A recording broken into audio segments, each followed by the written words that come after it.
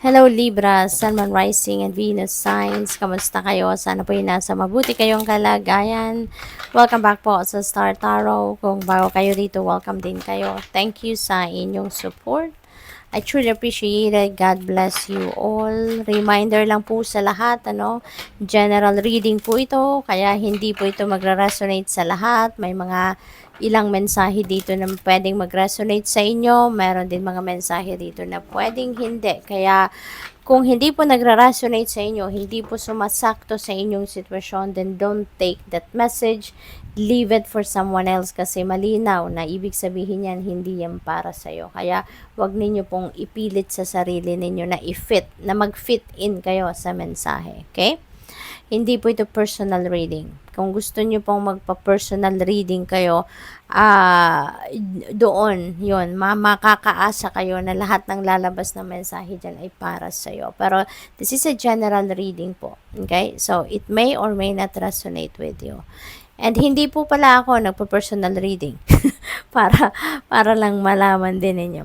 We have Ace of Cups pero in reverse. Ayan. So Libra, maybe ang iba sa inyo dito is feeling negative. Maaring yung mga nararamdaman ninyo, naiisip ninyo sa ngayon, negativity.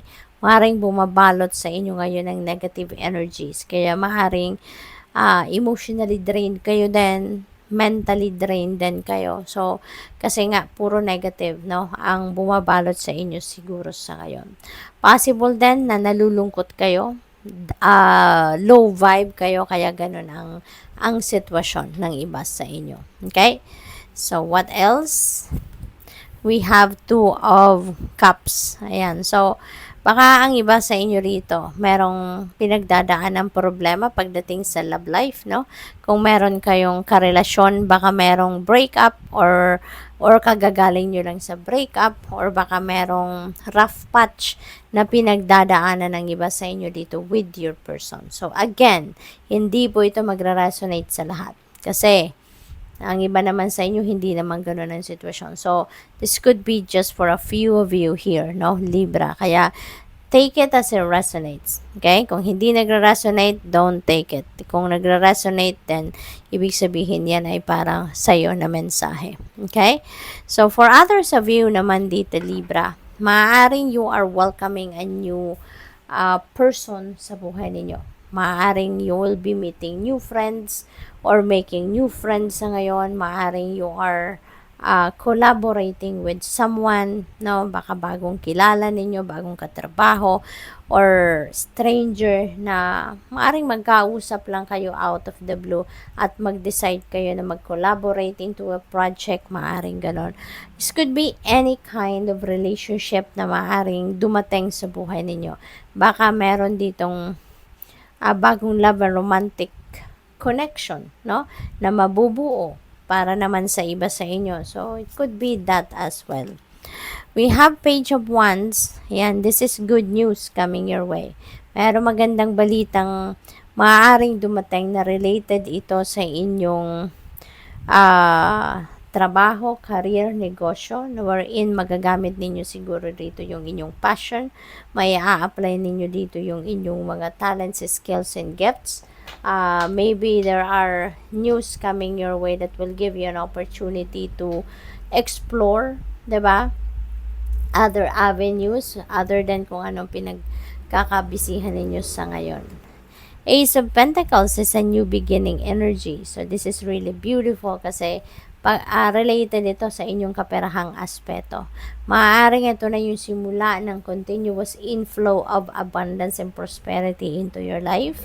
Merong financial gain, may paparating na pera, may maaaring dumating na opportunity rito sa inyo na pagkakaperahan, bagong trabaho, karera, negosyo, or bagong investment, maaring ganon ang magaganap, no?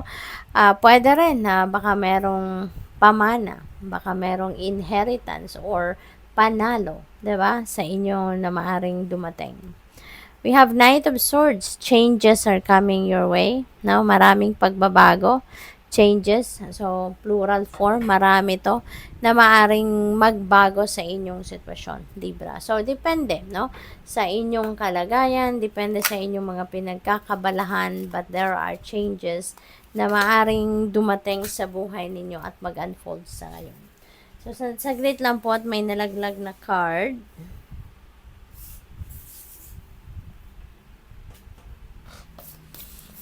Ayan. So, ito yung nalaglag. Flow. Go with the flow. As water trickles down a stream, do not hurry. Ayan. So, wag kayong magmadali daw. Lalong-lalo na sa pagdedesisyon. Diba? Just go with the flow. Listen to your intuition.